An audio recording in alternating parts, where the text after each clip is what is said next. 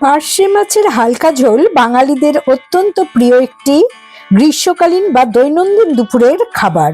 সাধারণত কালো জিরে, কাঁচা লঙ্কা আর বেগুন দিয়ে পাতলা ঝোল তৈরি করলে এটা যে কতখানি সুস্বাদু হয় এবং সহজেই হজমযোগ্য হয় তা গরম ভাতের সাথে না খেলে বুঝতেই পারবেন না।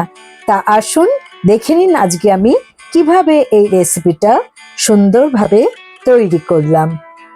এত কম মশলায় হালকা ঝোলেরও যে কতখানি টেস্ট হতে পারে তা আজকে না খেলে আপনারা বুঝতেই পারবেন না। হ্যালো ফ্রেন্ডস, রুবিস কুকারি 2 থেকে আমি রুবি বলছি।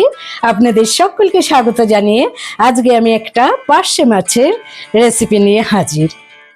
এখানে 400 গ্রাম পার্শে মাছ আছে, মোট 6টা পার্শে মাছ, বেশ ভালোই সাইজ। ম্যারিনেটের জন্য আমি এখানে স্বাদ মতো লবণ দিয়ে দিলাম আর হাফ টিস্পুন হলুদ দিয়ে দিলাম, সাথে 1/4 টিস্পুন কাশ্মীরি লাল লঙ্কার গুঁড়ো দিয়ে ভালো করে মেখে নিচ্ছি। মাছটা ভালো করে মাখতে হবে যাতে ভালো করে নুনটা ঢোকে, আর এটাকে আমি প্রায় 15 মিনিট ম্যারিনেটে রেখে দিচ্ছি। আজকে আমি পার্শে মাছের ঝাল রান্না করব, তার জন্য যে সমস্ত উপকরণগুলো আমি ইউজ করব সেগুলো দেখিয়ে দিচ্ছি। ফোড়নের জন্য নিয়েছি হাফ টিস্পুন কালো জিরে আর 2টো চিড়ে নেওয়া কাঁচা লঙ্কা। সবজির মধ্যে নিয়েছি একটা মিডিয়াম সাইজ টমেটো আর 2টো মাঝারি সাইজের সরু বেগুন আর 7-8টার মতো বড়ি আমি ইউজ করব, আর নিয়েছি কিছু ধনেপাতা। পার্শে মাছের ঝাল করব, কিন্তু এতে কোনো সর্ষে বাটা দেব না। এত গরমে যত হালকা পাতলা করে করা যায় ততই ভালো। এবারে আমি রান্নাটা শুরু করছি। বসিয়ে দিলাম একটা কড়া। আমি রান্নাটা সর্ষের তেলে করব। নিয়ে নিলাম 3 টেবিল স্পুন সর্ষের তেল। তেলটা গরম হয়ে যাওয়ার পর আমি একটু নুন দিয়ে দিলাম, তাতে মাছটা নিচে আটকে যাবে না। ভালো করে তেলটা গরম হয়ে গেছে। এবারে আমি 6টা মাছের মধ্যে 3টে মাছ প্রথমে ভেজে নেব, তারপরে আমি আরও 3টে মাছ ভেজে নেব। তা মাছগুলোকে এরকমভাবে একবার উল্টানোর পর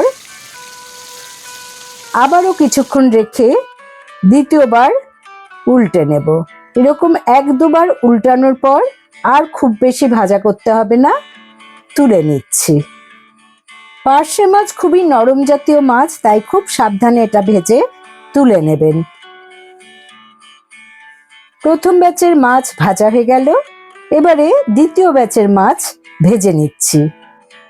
যারা এই পর্যন্ত আমার ভিডিওটা দেখলেন তারা অবশ্যই একটা লাইক দিয়ে ভিডিওটা দেখা শুরু করুন, আর একটা লাইক কমেন্ট করতে ভুলবেন না। আর নতুন বন্ধুরা যারা এখনো আমার চ্যানেলে সাবস্ক্রাইব করেননি তারা অবশ্যই একটু সাবস্ক্রাইব করে দেবেন, তাতে আমার যখন কোনো নতুন রান্না দেব সেটা আপনাদের কাছে সহজেই পৌঁছে যাবে। মাছ ভাজা কমপ্লিট, দেখতেই পাচ্ছেন মাছগুলো খুবই ফ্রেশ। এবারে আমি বড়িগুলো আগে ভেজে নেব। আমি এখানে 8টা বেশ বড় বড় বড়ি নিয়েছি। বড়িগুলোকে উল্টে পাল্টে একটু সময় ধরেই ভেজে নিচ্ছি, কারণ বড়িগুলো বেশ বড় আর খুব টেস্টি। বড়িগুলো এরকম যখন লাল করে ভাজা হয়ে যাবে আমি তুলে নিচ্ছি। মাছ আর বড়িটা ভাজা হয়ে গেছে। আমি এবারে এই সবজিগুলোকে কেটে নিচ্ছি।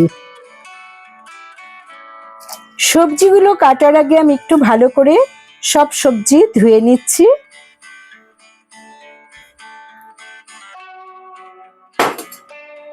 প্রথমে আমি বেগুনটা কেটে নেব। প্রথমে বেগুনগুলোকে লম্বা লম্বা করে কেটে নিচ্ছি।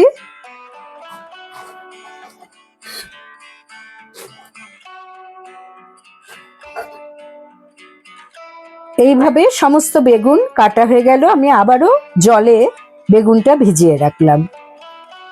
এবারে টমেটোটা কুচিয়ে নিচ্ছি।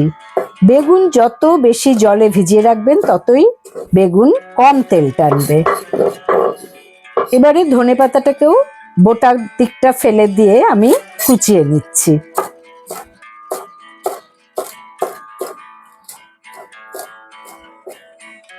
আমার ধনেপাতা কোচানো হয়ে গেল। এবারে একটা একটা করে কাঁচা লঙ্কাগুলোকে ভালো করে চিড়ে নিচ্ছি। সেরকম কোনো মশলা আমি এতে ইউজ করব না, কিন্তু শেষে গিয়ে একটু কাঁচা সর্ষের তেল দেব, তাতে বেশ একটা পার্শে মাছের ঝালের যেমন টেস্ট হয় সেই টেস্টটা আসবে। যেটুকু তেল ছিল তার মধ্যে আমি আরো 2 টেবিল স্পুন তেল যোগ করলাম, আর তাতে লম্বা করে কেটে নেওয়া বেগুনগুলোকে সামান্য নুন অ্যাড করে এরকম লাল করে ভেজে নিলাম। এবারে ভাজা বেগুনটাকেও আমি তেলের থেকে সরিয়ে অন্য পাত্রে রেখে দিচ্ছি।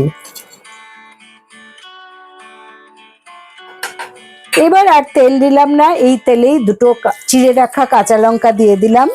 লঙ্কাটা যখন সুন্দর একটা গন্ধ ছাড়বে তখন তাতে আমি হাফ টিস্পুন কালো জিরে দিয়ে দিলাম। কালো জিরে আর কাঁচা লঙ্কা ভাজা হয়ে যাওয়ার পর আমি প্রথমেই কুচিয়ে রাখা টমেটোটা এখানে অ্যাড করে দিচ্ছি। টমেটোটা একটু নরম করার জন্য আমি এখানে স্বাদ মতো লবণ দিয়ে দিলাম, আর টমেটোটা কিছুক্ষণ নাড়ার পর আমি এতে একটু জল অ্যাড করে দিচ্ছি। এতে টমেটোটাও সেদ্ধ হবে, আর আমি শুধু একটুখানি দিয়ে দিচ্ছি হলুদ গুঁড়ো আর জিরের গুঁড়ো, দুটোই হাফ টিস্পুন করে। সাথে কাশ্মীরি লাল লঙ্কার গুঁড়ো রঙের জন্য দিচ্ছি, এটাও হাফ টিস্পুন। আর বিশেষ কিছু মশলা আমি এখানে ব্যবহার করব না। ঢাকা দিয়ে একটু ফুটতে দিলাম। 2 মিনিট ফোটার পর আমি এতে কাঁচা লঙ্কা 2টো বেটে নিয়ে দিয়ে দিলাম।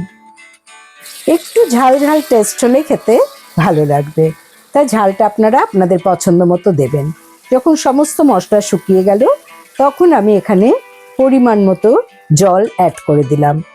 বড়িটা সেদ্ধ হতে যেটুকু জল লাগবে, তাছাড়া একটু গামাখাই হবে এই রান্নাটা। আমি বড়িটা দিয়ে দিলাম। বড়িগুলো যেহেতু খুব বড়, একটু সেদ্ধ হতে টাইম লাগবে। বড়ি দেওয়ার পর আমি দিয়ে দিচ্ছি মাছগুলো। সবকিছু ভালো করে একটু মিশিয়ে নিচ্ছি। এই মাছ সেদ্ধ হতে বেশি টাইম লাগে না, তাই আমি বেশি সেদ্ধ করব না। আর মাছ ভাজার পাত্রের যে তেলটা সেটাও এতে দিয়ে দিলাম, সাথে দিয়ে দিলাম ভেজে রাখা বেগুন। সবকিছু ভালো করে মিশিয়ে নিচ্ছি। এবারে দিয়ে দেব এখানে চিড়ে রাখা কাঁচা লঙ্কা প্রায় 4-5টা। এইবারে দেখুন আমি এখানে 1 টেবিল স্পুনের মতো সর্ষের তেল দিয়ে দিলাম, সাথে দিয়ে দিলাম কুচিয়ে রাখা ধনেপাতা। এই সর্ষের তেলটা দেওয়ার জন্য এর টেস্টটা অসাধারণ হয়। ঢাকা দিয়ে আমি 2 মিনিট ফুটতে দিলাম। ফ্লেম অফ করে আবার ঢাকা দিয়ে আমি স্ট্যান্ডিং পয়েন্টে 5 মিনিট রেখে দিলাম। আমার তৈরি পার্শে মাছের বেগুন দিয়ে ঝাল। গরম ভাতের সাথে অসাধারণ লাগে এটি খেতে। বন্ধুরা, আর দেরি না করে এভাবে এই গরমে পার্শে মাছের ঝাল বানিয়ে নিন বেগুন বড়ি দিয়ে। আশা করি আজকের রেসিপি আপনাদের ভালো লেগেছে। ভালো লাগলে অবশ্যই আমার চ্যানেলে লাইক করুন, কমেন্ট করুন, শেয়ার করুন। নতুন বন্ধুদের সাবস্ক্রাইব করার অনুরোধ রইল। পাশে বেল বোতামে অবশ্যই ক্লিক করতে ভুলবেন না, তাতে যখনই কোনো নতুন রান্নার রেসিপি শেয়ার করব তার নোটিফিকেশন সহজেই আপনাদের কাছে পৌঁছে যাবে। দেখুন কত সুন্দর হয়েছে, এবং এর যে কি টেস্ট তা বলে আমি বোঝাতে পারবো না। সাদা ভাতের সাথে এরকম হালকা ঝোল, যেটা টেস্টটা আসবে ঝাল ঝাল আর কাঁচা সর্ষের তেলের গন্ধে, আর একটুখানি যদি কাঁচা লঙ্কার রসটা টিপে নিয়ে নেওয়া যায়, এর যে কি অসাধারণ স্বাদ বন্ধুরা, তা ভাষায় প্রকাশ করা কঠিন। ভালো থাকুন, সুস্থ থাকুন। পরের এপিসোডে নতুন রান্নার রেসিপি নিয়ে হাজির হব আমি রুবি। Thanks for watching.